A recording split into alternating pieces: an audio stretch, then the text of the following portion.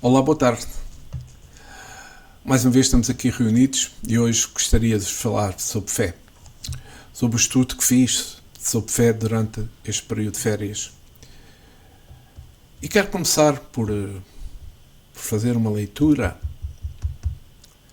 do Evangelho segundo o Espiritismo, no capítulo 19, a fé transporta montanhas, o poder da fé. Onde retirei o poder da fé. Quando ele veio ao encontro do povo, um homem se lhes aproximou, lançando de joelhos a seus pés, disse: Senhor, tem piedade do meu filho, que ele é lunático, que sofre muito, pois cai muitas vezes no fogo e muitas vezes na água. Apresentei-o aos teus discípulos, mas eles não o puderam curar. Jesus respondeu, dizendo: Ó raça incrédula e despravada, até quando estareis convosco? Até quando vos sofrerei? Trazei-me aqui esse miúdo. E tendo Jesus ameaçado o demónio, ele saiu do menino, que num instante ficou são. Os discípulos vieram então ter com o Jesus em particular e perguntaram: Por que não podemos nós, outros, expulsar esse demónio? Jesus respondeu: Por causa da vossa incredulidade, pois em verdade vos digo, se tivesses fé do tamanho de um grão de mostarda, diríeis a esta montanha: transporta-te daí para ali, e ela se transportaria e nada vos seria impossível. Está escrito em Mateus, no capítulo 17, versículo 14 a 20. E no sentido próprio, é certo que a confiança nas suas próprias forças torna o homem capaz de executar coisas materiais que não consegue fazer quem duvida de si. Aqui, porém, unicamente no sentido moral se devem entender essas palavras. As montanhas que a fé desloca são as dificuldades, as resistências, a má vontade, em suma, com que se depara para parte dos homens, ainda quando se trate das melhores coisas. Os preconceitos da rotina, o interesse material, o egoísmo, a cegueira do fanatismo e as paixões orgulhosas são tantas montanhas que barram o caminho a quem trabalha pelo progresso da humanidade. A fé robusta dá a perseverança, a energia e os recursos.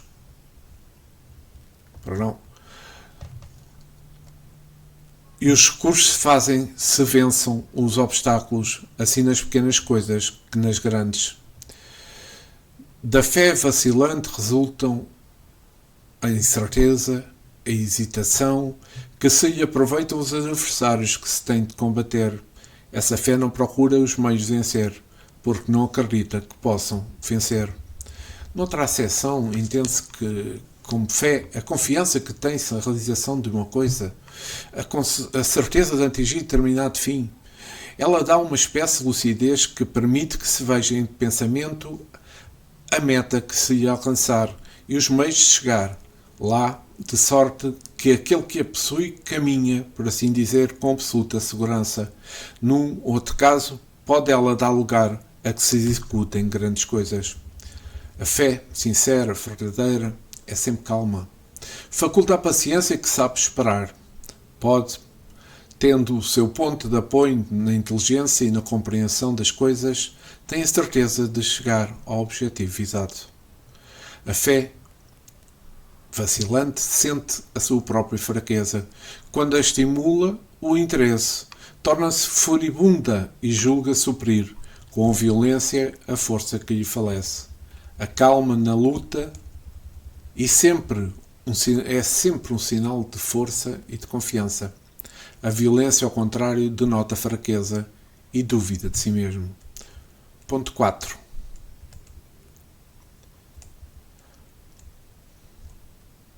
Cumpre não confundir a fé com presunção. A verdadeira fé se conjuga à humildade. Aquele que a possui deposita mais confiança em Deus do que em si próprio, por saber que, simples instrumento de vontade divina, nada pode sem Deus.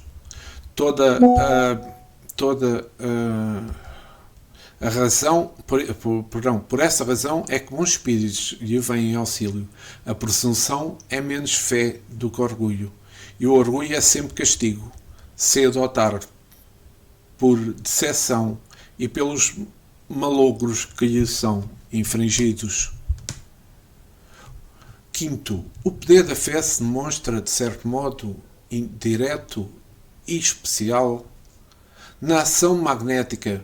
Por seu intermédio, o homem atua sobre o fluido agente universal. Modifica-lhe as qualidades, se lhe dá um impulso, por assim dizer, irresistível.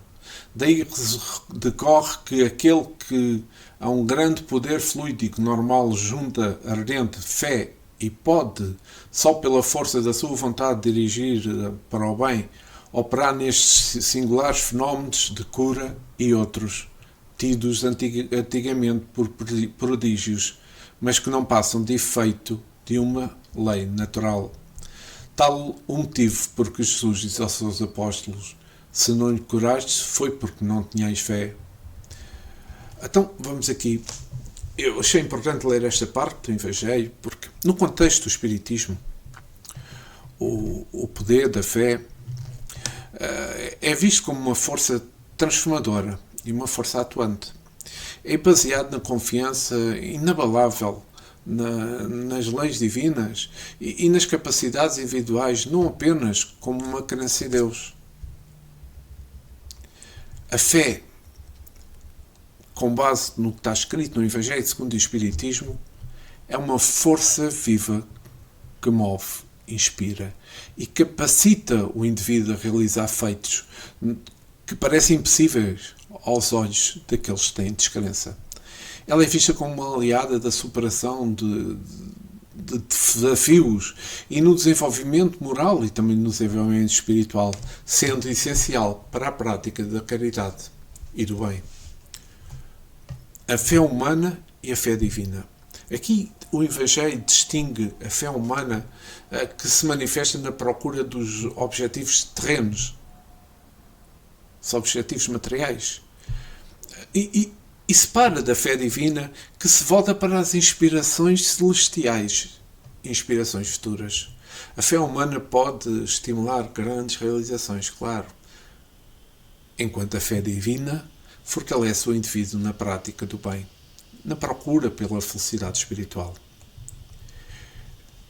A fé e a ação magnética. Aqui o Espiritismo relaciona a fé com o magnetismo. E muito bem, claro. Afirmando que a fé, quando aliada a um poder fluídico, pode influenciar o fluido universal e produzir fenómenos de cura e outros considerados outrora como milagres, que o Espiritismo e a própria ciência já demonstraram o contrário. A fé e a superação. Ela é apresentada como uma ferramenta para poder suportar obstáculos, para poder suportar vícios, além de fortalecer a vontade e a esperança. Ela fornece a certeza necessária que temos de ter para enfrentarmos as dificuldades da vida. De certa forma, na realidade, impulsionando o indivíduo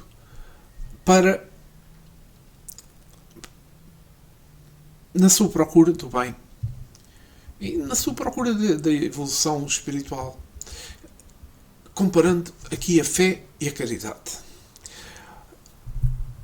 A fé sincera e verdadeira, como diz o Livro dos Espíritos, leva à prática da caridade. Automaticamente.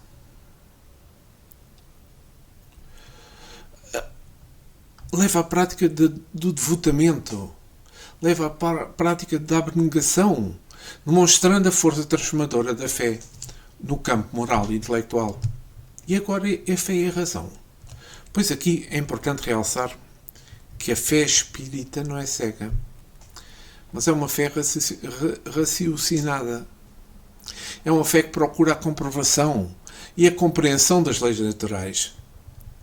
Enquanto a fé cega aceita tudo, sem qualquer pergunta, sem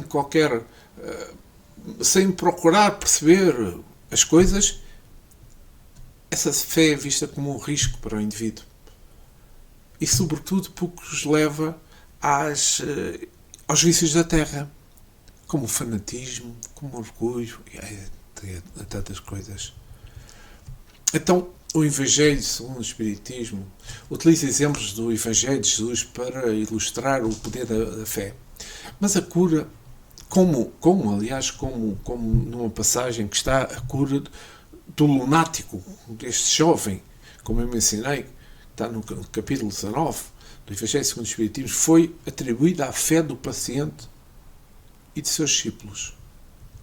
Então, o poder da fé, segundo o Espiritismo, reside na capacidade de transformar o indivíduo, na capacidade de fortalecer a sua vontade, na capacidade de impulsioná-lo à prática do bem, à procura da evolução espiritual, sempre com base na razão e na confiança das leis divinas. Aqui, o que tirei uma parte do livro Fonte Viva, do Espírito Emmanuel, no capítulo 39, onde ele diz: a fé inoperante é problema credor de maior atenção em todos os tempos, a fim de que os discípulos do Evangelho compreendam com clareza que o ideal mais nobre, sem trabalho que o materialize a benefício de todos, será sempre uma soberba paisagem improdutiva. Então, esta parte é importante, porque eu vou ler aqui uns trechos que eu retirei, que eu acho que é importante. Está escrito em Mateus, capítulo 17, versículo 14 a 20. Quando ele veio ao encontro do povo, um homem se lhe aproximou e, lançando de joelhos a seus pés, disse: Senhor, tem piedade do meu filho. Isto foi o que lemos atrás, que eu não vou repetir, porque aqui demonstrou aquela falta de fé nos discípulos. Mas a fé do pai que pediu aos discípulos e não conseguiu a cura do filho e que vai direto a Jesus. E Jesus o cura. Porque aqui há uma parte muito importante desta parte que eu li. É que disse o Senhor: se tivesseis fé como um grão de mostarda, direis a esta amoreira: desgarrai-te aqui e planta-te no mar, e ela obedeceria. Então, esta parte é importante. Jesus ensina, e aqui há uma outra parábola, não há outra parábola que eu vou ler. E qual de vós terá um servo a lavrar e a pastecentar gado, a quem, voltando ele para o campo, diga: chega-te e assenta-te à mesa? E não lhe diga antes: prepara-me a ceia, cinge-te e serve-me, até que tenha comido e bebido, depois comerás e beberás tu. Porventura dá graças a tal servo, porque fez o que foi mandado? Creio que não. Assim também vós, quando fizerdes tudo o que vos for mandado, dizei: somos servos inúteis, porque fizemos somente o que deveríamos fazer. Está escrito em Lucas, no capítulo 17, versículo 5 a 10.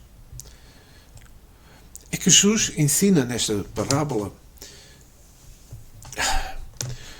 que a fé tem o poder de remover montanhas.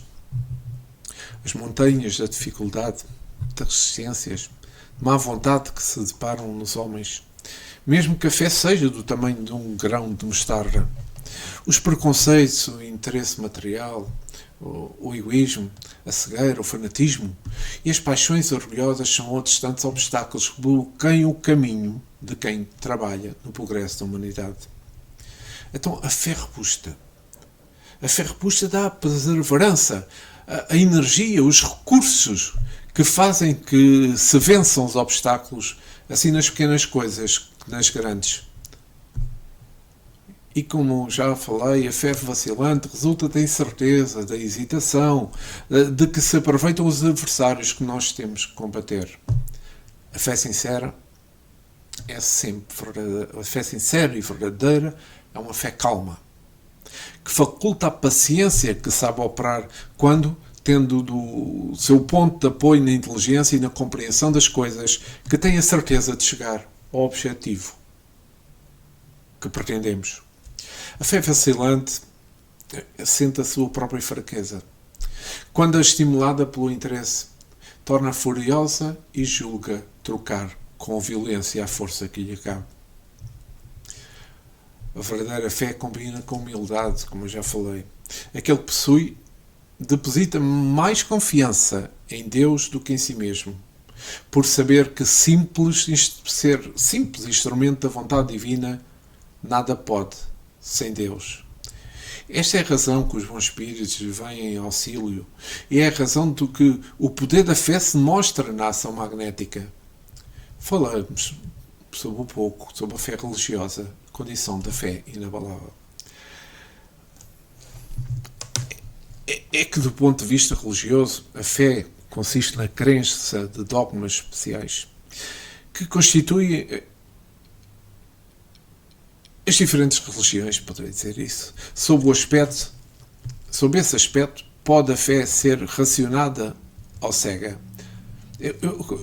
A fé cega aceita sem verificação, assim o verdadeiro como o falso, as duas coisas. E a cada passo se choca com a evidência e também com a razão. Levado ao extremo, essa fé cega, sem verificação, produz o fanatismo. Somente a fé que se baseia na verdade, somente a fé que se baseia na pureza garante o futuro, porque nada tem a temer do progresso das luzes. Diz vulgarmente que a fé não se prescreve, de onde resulta alegar muita gente que não lhe cabe a culpa por não ter fé. Não é a fé que compete procurá-los, é eles que cumpre ir ao encontro, e se a procurarem sinceramente não deixarão de deixá-la.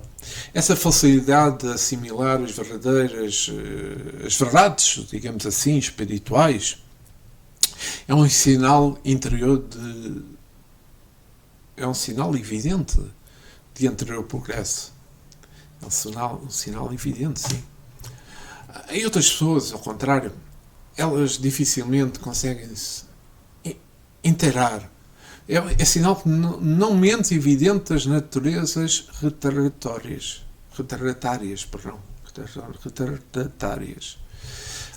As primeiras já acreditam e compreendem, trazem ao renascer a intuição do que souberam.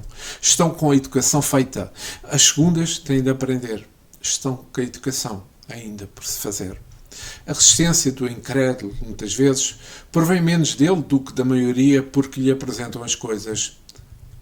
A fé, meus amigos, precisa de uma base.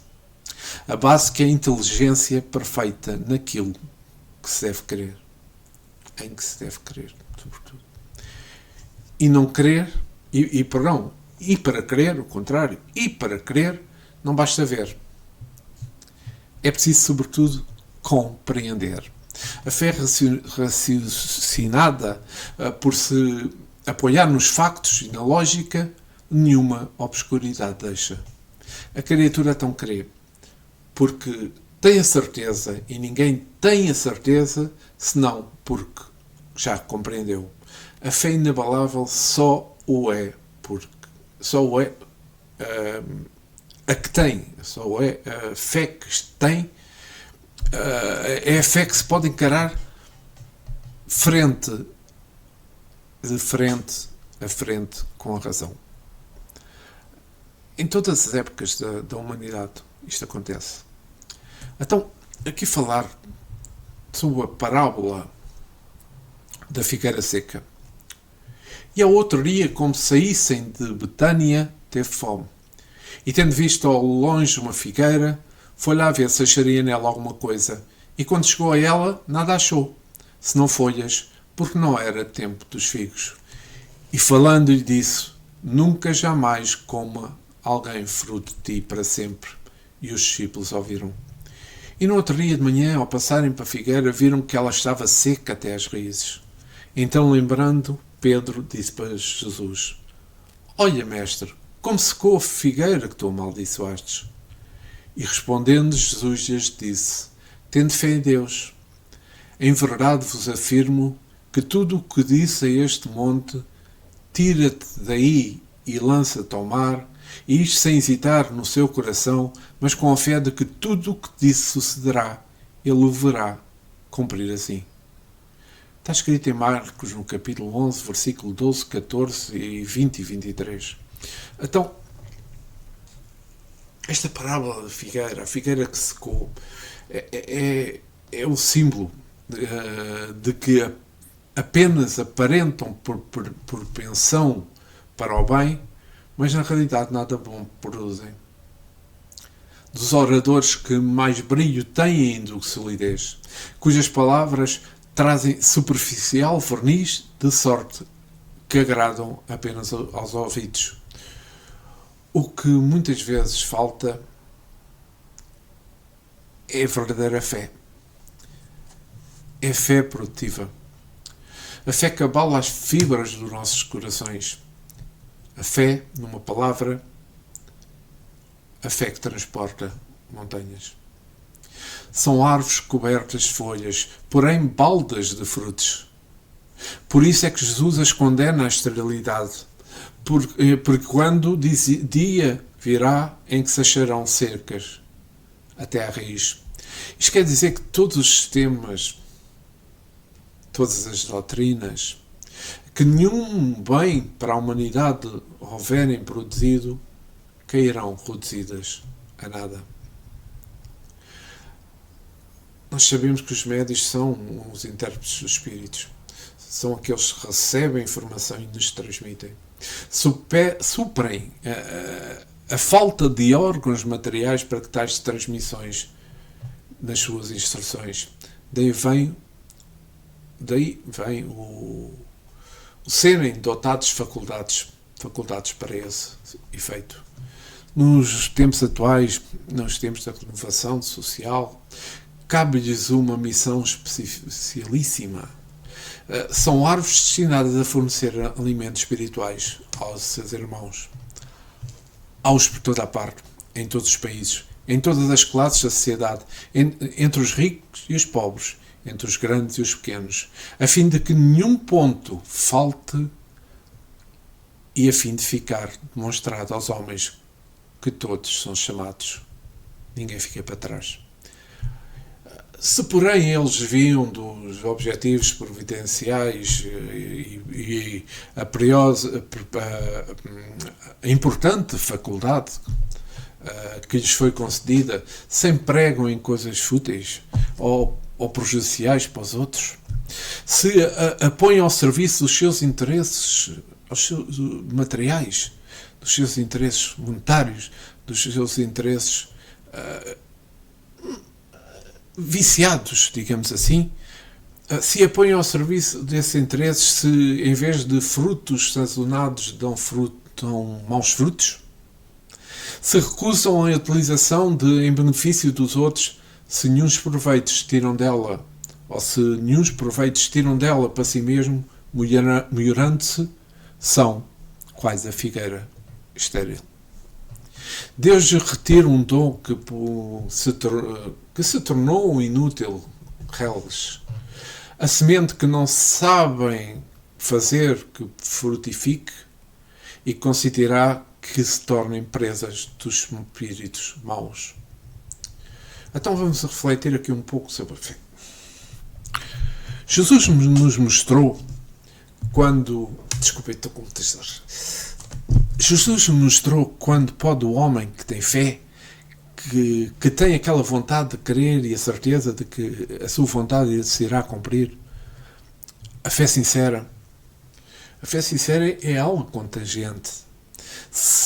A fé sincera espalha-se sobre aqueles que não a possuem.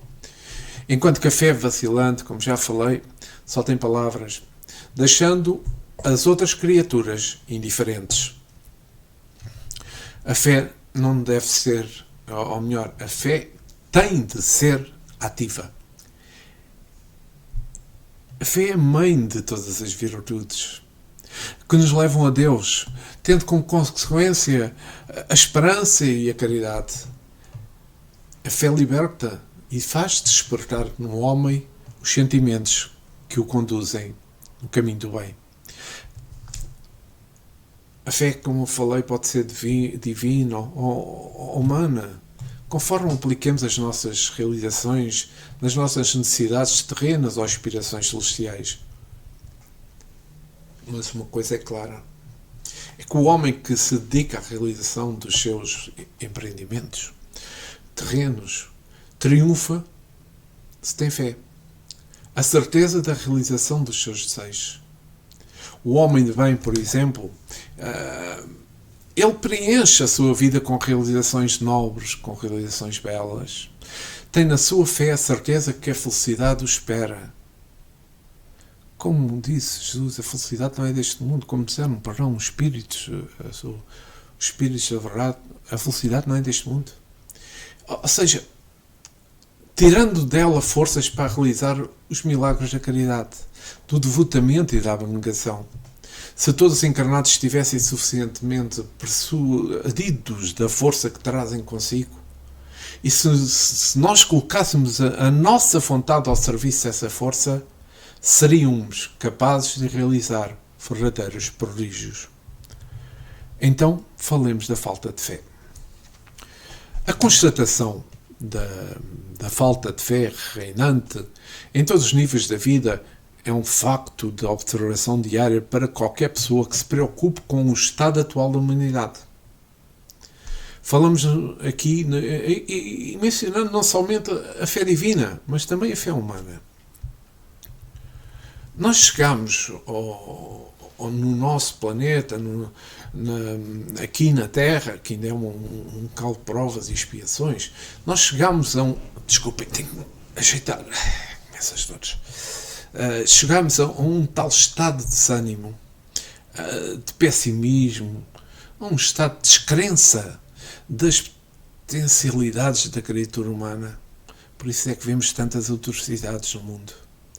Que a maior parte das pessoas acaba por já não acreditar em si própria. Já não tem fé no futuro. Vive o dia a dia. O máximo que pode, o máximo que consegue. Não se preocupa no dia da manhã. É que surgem muitas dúvidas quanto à eficiência da bondade e da caridade face ao domínio das trevas, não é? É que, porque a atmosfera psico-espiritual que nós vivemos é densa, é obscura. E daí falar-se da caridade face ao domínio das trevas, perdão. Sim, são feras. Quando a utilização, ou seja, quantas vezes feita essas dúvidas feitas de renúncias e também de sacrifícios, quando o futuro se apresenta, como eu estava dizendo, sombrio, devido à grande parte de ideias divulgadas pelos profetas da desgraça que vivem atualmente o nosso mundo, que se comprazem em baixar o nível moral e mental de todos aqueles que se aproximam, que gosto ou estímulo dão à observação diária dos noticiários do mundo. As pessoas que se prendem diariamente a verem notícias, desgraças, o outro matou o outro saqueou o outro fez não sei o quê, mas assim, enfim, porque esses noticiários simplesmente apresentam desgraças, crimes, violências, sem que as notícias boas compensem as más. Esta é que é a pura realidade. É que não se faz aqui a apologia de ignorar o estado do mundo só porque ele é desagradável, mas simples a verificação em que o que vende mais é a notícia triste e a notícia macabra. Estamos no fim dos tempos, preditos por Jesus e por todos os profetas antes e depois dele. Mas reconhecer isso é sinónimo de cruzar os braços, desanimar. Não. Antes, pelo contrário. Definitivamente não. É tudo o que nos cumpre trabalhar mais. É agora que nos cumpre trabalhar mais. É agora que, fazendo tudo o que estiver ao nosso alcance para levantar a moral da humanidade, levantar a moral dos que vivem na nossa casa, dos que vivem nos nossos trabalhos, dos que vivem na nossa sociedade, dos que têm ligações connosco. É aí que cumpre um papel muito importante por parte do Espiritismo, como Consolador prometido. E ao movimento espírita, esse papel é muito importante. É agora o momento ideal para informar as pessoas de que não chegou os fins dos tempos, mas que se avizinha uma nova era que está ao nosso alcance e em quem todos somos chamados a colaborar. Mas mudar este estado de coisas é preciso que o ser humano tenha fé em si próprio. Qualificando a fé como sentimento inato no homem sobre o seu destino, vemos que ela não se impõe, mas que todos podem adquiri-la em maior ou menor proporções, desde que se mentalizem capazes de uma vontade, de querer e que acreditem que essa vontade se possa realizar. Eis aquilo que Jesus referia ao dizer aos apóstolos: gente de pouca fé. Porque na verdade vos digo que se tiverdes fé como um grão de mostarda, direis a este monte: passa daqui para acolá. E ele há de passar, e nada vos será impossível. Estas foram palavras de Jesus. Todos temos que acreditar. Todos temos que acreditar nas nossas próprias forças para vencer as dificuldades, para mover as montanhas da indiferença, as montanhas da angústia, da má vontade, da retina das paixões inferiores. A fé traz-nos paciência, calma, discernimento necessário para enfrentar o futuro com mais incerto, por mais incerto que ele se possa estar a apresentar-nos a nós, agora nesta altura na Terra.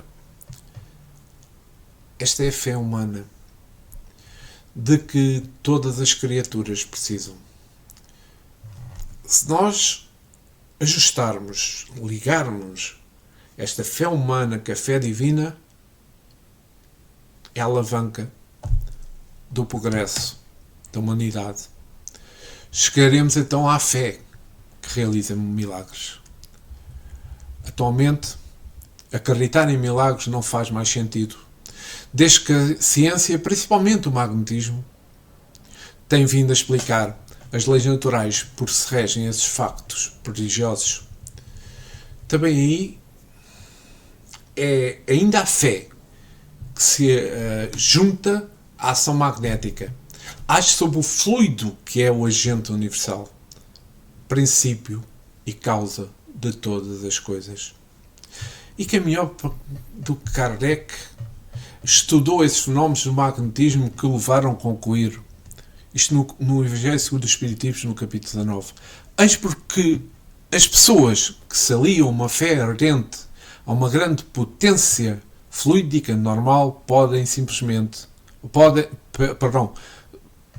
pela simples vontade dirigida para o bem, operar esses fenómenos estranhos de cura, que antigamente eram considerados prodígios, quando são apenas a consequência de uma lei natural. Kardec explicou isto. Ou seja, aqui, desde que se conheça as leis naturais que regem os atos da vida, explicando e compreendendo-as, deixa de haver milagres. Porque os factos pelos quais, como tal, qualificados, hoje terão a sua explicação lógica na ciência do amanhã. A fé é humana, a fé é divina. Se todas as pessoas, como eu já falei, tivessem a consciência da fé que trazem em si mesmo, se estivessem dispostos a colocar a sua vontade ao serviço dessa força, seriam capazes de operar prodígios que mais não são do que o desenvolvimento harmónico e equilibrado das faculdades humanas. Qualquer ser humano que esteja disposto a agir trabalhando com vontade séria para o bem dos outros, será sempre secundado e ajudado pelos bons espíritos, que se preocupam com o destino da humanidade. Então,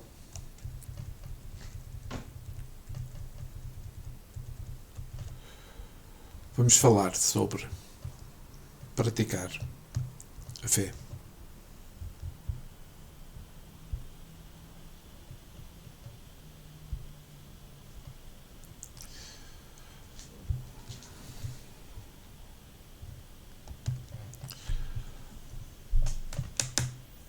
Como já li a parábola da figueira que secou, e pelo entendimento vocês já perceberam também, como a figueira, nós também devemos produzir frutos. Recebemos a dávida do Evangelho, que nos serve como manual para a vida, e contudo não praticamos as orientações ali descritas no nosso dia-a-dia.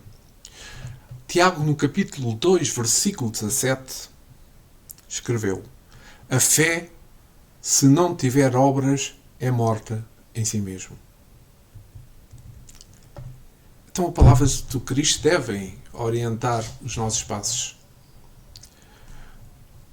No convívio do centro espírita, no nosso convívio em casa, no nosso convívio na sociedade, mas sobretudo no convívio familiar. Porque cada casa deve ser uma casa de fé. Toda a oportunidade de fazer o bem é válida e deve ser prontamente aceite e prontamente praticada. De nada adiante sabemos que o Evangelho decorado, como acontece em muitas doutrinas, em muitas igrejas, se não o praticamos. Devemos sentir fé, assimilar os ensinamentos do Evangelho, praticar esses ensinamentos nas nossas vidas diariamente.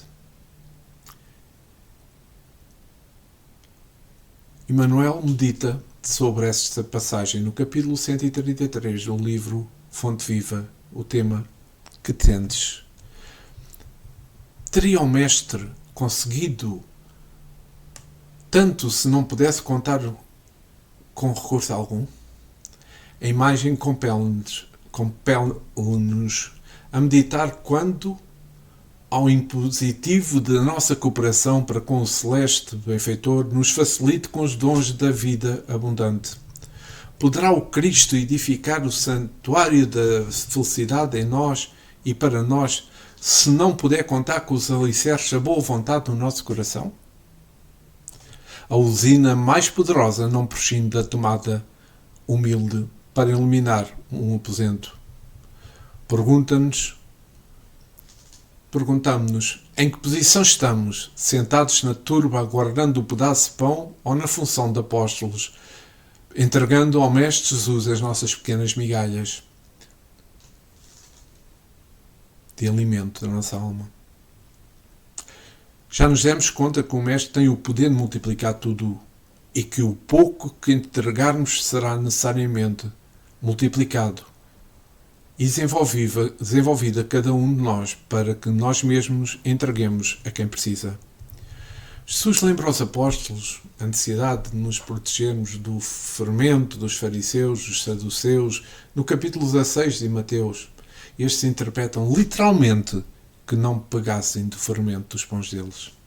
Novamente o Mestre esclarece o ensino e torna o ensinamento, neste caso, eu ensino o ensinamento e torna claro que deveríamos tomar cautelas com o ensino dos fariseus e dos saduceus.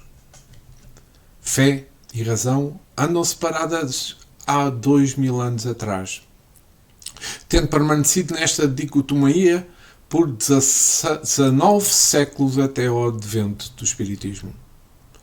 Pedro declara a viva voz que Jesus é o Cristo, o Filho de Deus, que vive neste mesmo capítulo 16 de Mateus, reconhecendo a sua hierarquia moral sobre todos os outros que residem no planeta, encarnados e desencarnados, Oportunidades que o mestre Nazareno afirma que sobre a pedra da revelação seria edificada a sua eclésia, ou seja, a igreja.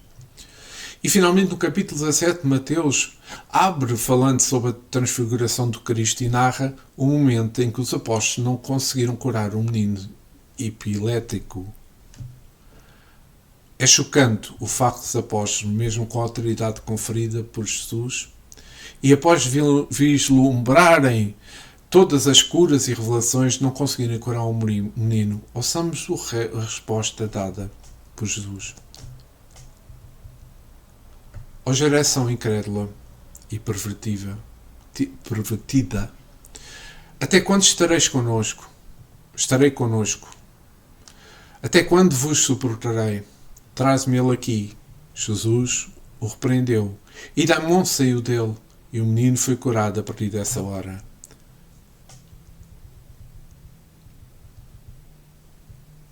Qual o sentido de fé? Teria a fé realmente o tamanho de um grão de mostarda, como disse Jesus? Seria uma montanha de pedras, terra, árvores realmente mudar de lugar por simples facto de dizermos que temos fé? Eu estou a ler sobre as duas parábolas que eu falei anteriormente. Obviamente que não podemos interpretar literalmente essas palavras de Jesus, pois a fé não é sólida, como um grão de mostarda, e tão pouco. Basta acreditarmos que uma montanha sólida será movida simplesmente porque acreditamos que a nossa fé irá movê-la. Então é necessário muita fé para mover uma montanha. A fé dos engenheiros, a fé dos motoristas de caminhão, a fé dos retroescavadores, a fé dos trabalhadores que utilizam as picaretas para tal objetivo. Mas não basta a fé. A montanha somente será removida por esses trabalhadores se executarem as suas tarefas de forma organizada. Não é? E qual o verdadeiro sentido da fé, grão de mostarda e montanha? Kardec irá nos ajudar no capítulo 2 no item 2 do capítulo 19.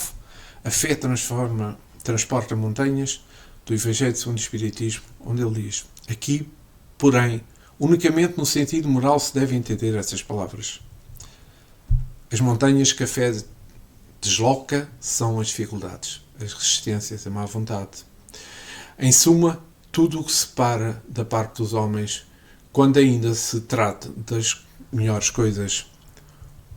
Os preconceitos da rotina, o interesse material, o egoísmo, a cegueira do fanatismo, as paixões orgulhosas são tantas montanhas que barram os caminhos a quem trabalha pelo progresso da humanidade.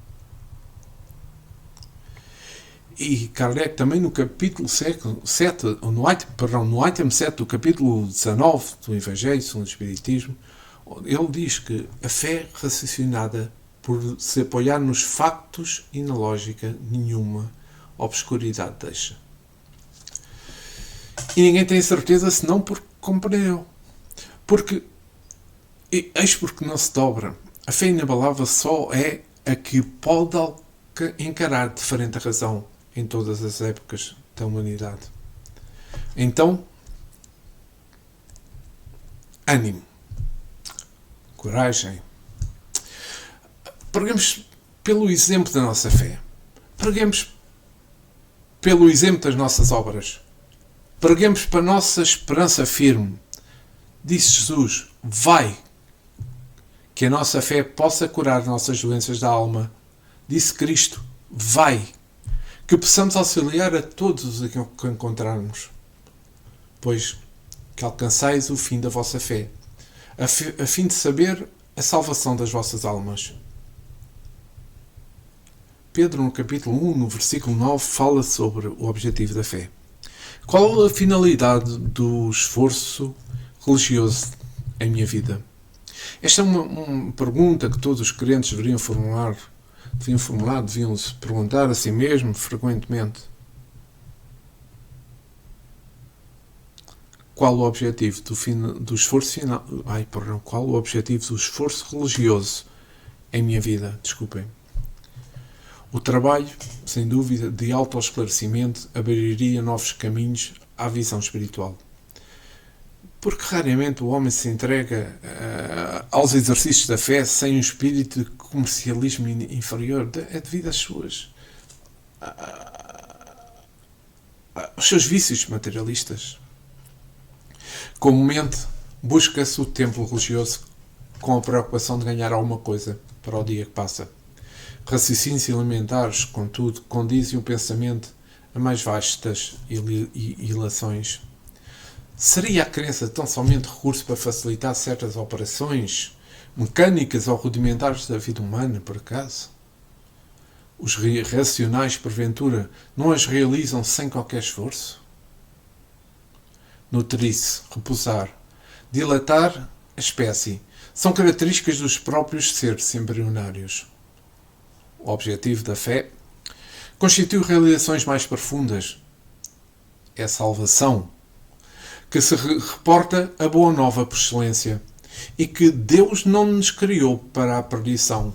Salvar, segundo o Evangelho, significa elevar, purificar e sublimar, intensificando a iluminação do Espírito para a sua vida eterna. É que não há vitória sem claridade. Não há vitória da luz sem expulsão das sombras. Nem elevação sem suor da subida. A fé representa a bússola, a lâmpada acesa, a orientar-nos os passos através dos obstáculos.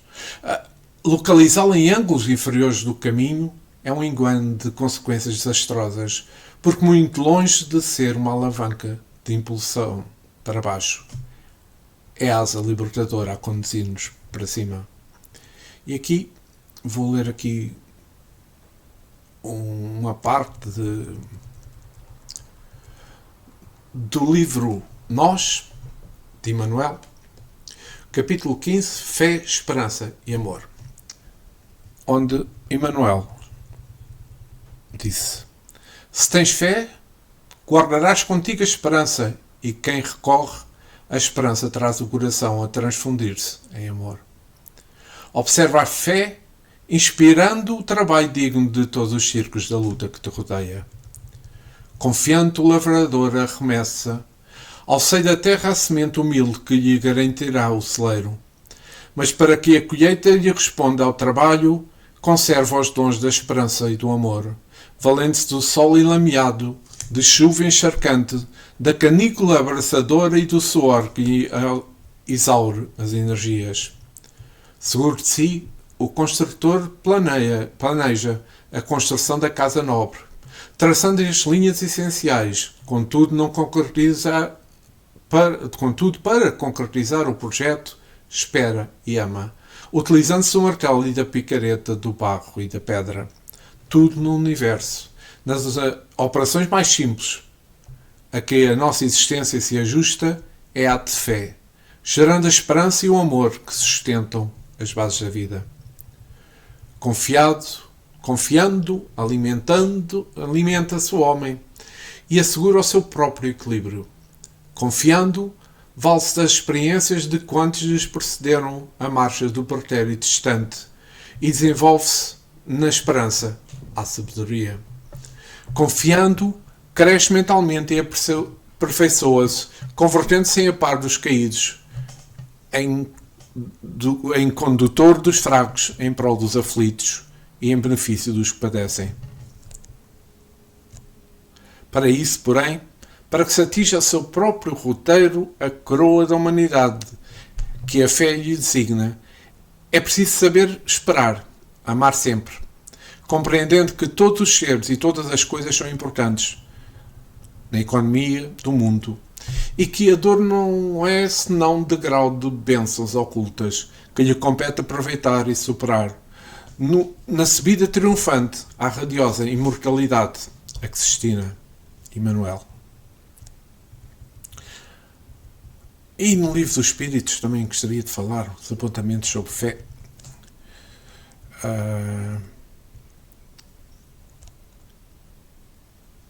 A fé apresenta, em geral, intensa ligação com a possibilidade de salvação de uma pessoa. e bem como a atitude mental e espiritual para reunir condições e recursos de melhoria. Todavia, a mesma fé apresenta ser um conceito multifacetado, de um construto no sentido metodológico, e por isso a sua definição constitutiva merece atenção e destaque. Devido ao trabalho hérculo, é essencial que o conceito seja visto por diferentes perspectivas e jamais de uma forma conclusiva, para que se possa lançar olhares frutíferos e válidos. No presente, aqui, nesta leitura, estou a fazer dos apontamentos que fui tirando, a fé estudada sob o ângulo do Livro dos Espíritos, cuja codificação por Allan Kardec representa o ponto mais importante da demarcação do território conceitual espírita. A obra representa a pedra fundamental para a instalação do Consolador prometido. Mas qual seria o uso da palavra fé? Quantos autores utilizaram tal conceito? Foi um tema recorrente, ou não, durante esta obra? É que a abordagem da análise... Eu vou seguir, porque acho que é importante isto. Na obra do Livro dos Espíritos, que foi originariamente publicada em 18 de abril de 1857, e constitui o primeiro livro de Kardec, a obra é constituída por 1019 perguntas, como sabem, porque eu paralelamente estou a fazer semanalmente o estudo do Livro dos Espíritos e estamos a aproximar-nos exatamente do final do estudo deste livro. Apesar da expectativa da fé e a expectativa que a fé seja utilizada em diversas vezes no trabalho, do que haja perguntas com o conceito, ou mesmo questionando o que é, ou com potencializar, sim, a fé, a contagem das palavras fé foi baixa. Em todo o livro, excluindo o índice geral, a palavra fé aparece somente 28 vezes. Além disso, houve repetições de certas expressões, o que permite reduzir o uso do conceito somente para 6 tipos. Ou seja, a expressão boa fé acaba por ser a que aparece mais vezes no Livro dos Espíritos. Já a fé no futuro aparece algumas vezes.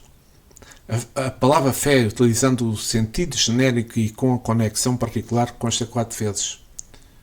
Ainda que se possa imaginar a junção com a expressão com fé. Ou seja, a palavra fé foi utilizada, na sua grande maioria, para responder às perguntas, tornando as explicações mais específicas ou detalhadas. Porque aqui vejamos, na pergunta 782 aparece o uso do conceito dentro de uma questão.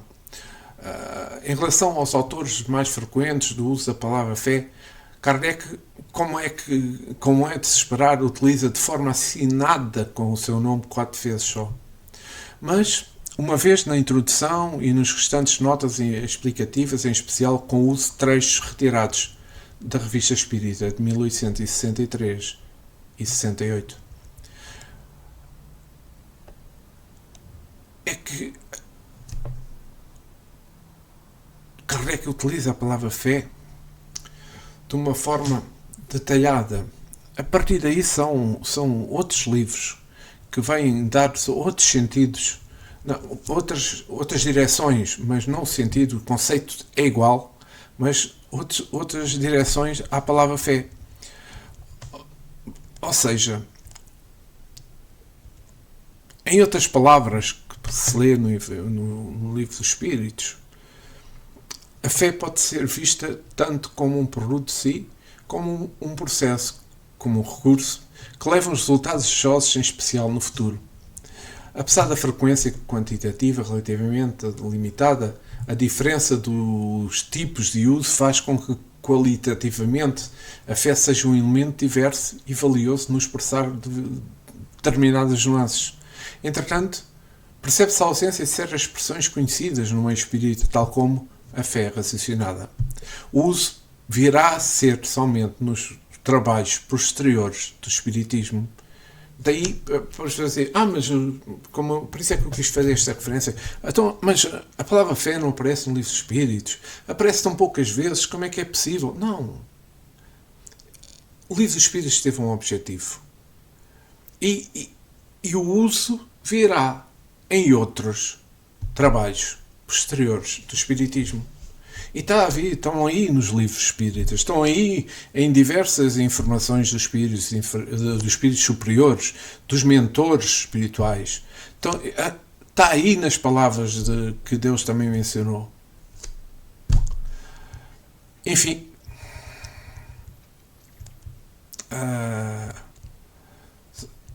só queria lembrar que a fé, por ser valiosa demais, ela não pode ser guardada em poucas definições, mas tampouco se ausentar como recurso, como processo e resultado desta maravilhosa chamada vida. A maturidade espiritual exige o uso com sabedoria desse conceito, sem perder-se para os extremos que prejudicam o raciocínio, a inteligência e a experiência. Daí que no livro dos Espíritos aparecer poucas vezes, mas que a definição perfeita está lá.